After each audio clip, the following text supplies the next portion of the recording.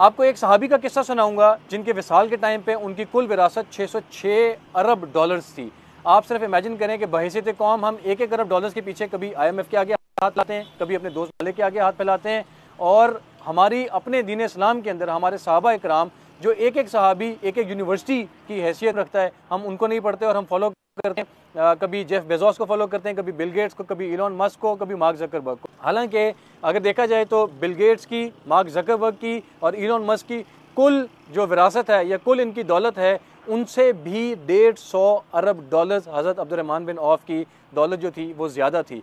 तो आज मैं उन्हीं की ज़िंदगी से आपको एक छोटा सा किस्सा सुनाऊंगा। इसके अंदर इंतहाई अहम 3 बिज़नेस फंडामेंटल्स हैं जो आपने सीखने हैं। वीडियो को आपने आखिर तक देखना है ताकि आपको ये इंतहाई ज़बरदस्त किस्सा जो है आपके नॉलेज में रहे, और इंशाल्लाह ये देखने के बाद आपको कभी भी कारोबार के अंदर लॉस नहीं होगा।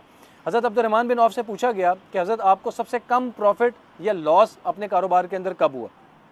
आपने फरमाया कि एक दिन मैंने सुबह 1000 ऊँट ख़रीदे और शाम को अपनी कीमत ख़रीद के ऊपर ही वही ऊँट मैंने बेच दिए। तो पूछा कि इसमें आपको प्रॉफिट क्या हुआ? फरमाया कि उन 1000 ऊँटों के गले के अंदर जो रस्सियाँ थीं वो मेरा टोटल प्रॉफिट था। सीखने की बात यह है कि हज़रत अब्दुर्रहमान बिन औफ सुबह को चीज़ ख़रीदते थे, शाम को चीज़ बेच देते थे। कभी भी हमारे इन्वेस्टर्स की तरह के जिसको अगर मिसाल के तौर पे रियल एस्टेट की बात की जाए तो 80 लाख रुपए का प्लॉट खरीदा, 1 करोड़ रुपए की ऑफर आई, बोला नहीं बेचता हूँ, जब ये 2 करोड़ के ऊपर जाएगा बेचूंगा। बाद में वही वाला प्लॉट जो है 65 लाख रुपए का बेच देते हैं। 3 फंडामेंटल्स जो हज़रत अब्दुर्रहमान बिन औफ के कारोबारी ज़िंदगी से हमें सीखने को मिलते हैं, वो सबसे अहम उसमें पहला जो है वो ये है कि वो अपनी किसी भी कारोबारी डील के अंदर झूठ नहीं बोलते थे। दूसरा सबसे इम्पॉर्टेंट फंडामेंटल ये था कि वो अपना तमाम का तमाम कारोबार कैश के ऊपर करते थे, वो किसी भी किस्म का लोन नहीं लेते होते थे। और तीसरा सबसे अहम फंडामेंटल ये था कि आप कभी भी ज़्यादा से ज़्यादा प्रॉफिट की लालच नहीं करते थे। हमेशा जब भी आपको आपकी कीमतें ख़रीद के ऊपर या उसके मुकाबले के अंदर आपको आपकी चीज़ बिक रही हो तो सुबह को ख़रीदते थे और शाम को बेच जाते थे। हम बड़ी बड़ी किताबें पढ़ते हैं, बड़ी बड़ी यूनिवर्सिटीज़ के अंदर बहुत ज़्यादा टाइम लगाते हैं, हालांकि हमारे अपने सहाबा इकराम, हमारे नबी पाक सल्लल्लाहु अलैहि वसल्लम एक ताजिर थे और हम अपने सहाबा इकराम की ज़िंदगी से बहुत कुछ सीख सकते हैं।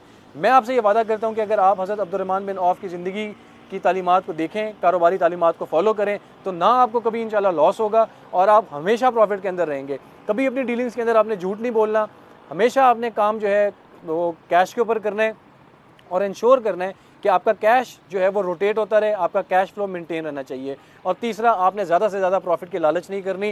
रियल एस्टेट के अंदर इन्वेस्टर्स के लिए या स्टॉक्स के अंदर इन्वेस्टर्स के लिए इंतहाई इंपॉर्टेंट ये पॉइंट है कि आपको जब प्रॉफिट आ रहा है आप अपनी चीज़ को उठा के बेच दीजिए। मेजॉरिटी रियल एस्टेट इन्वेस्टर्स अपनी चीज़ को होल्ड करना पसंद करते हैं, हालांकि उनको प्रॉफिट भी आ रहा होता है और हतमी तौर पे वो लॉस के ऊपर चीज़ को बेच जाते हैं। जब भी आपको प्रॉफिट आए आप अपनी चीज़ को उठा के बेच दें और अगली किसी बेहतर चीज़ की तरफ जाएं। इंशाल्लाह कैश फ्लो मेंटेन रहेगा, आपको किसी से लोन नहीं लेना पड़ेगा और आप हमेशा इंशाल्लाह फ़ायदे के अंदर रहेंगे। इसी किस्म की मज़ीद कारोबार से रिलेटेड, रियल एस्टेट से रिलेटेड अपडेट्स के लिए मेरे चैनल को लाइक कीजिए, सब्सक्राइब कीजिए। अगर आपको ये मेरी वीडियो पसंद आई है और आप इसी किस्म की मज़ीद वीडियोज़ देखना चाहते हैं तो इसको ज़रूर शेयर कीजिएगा।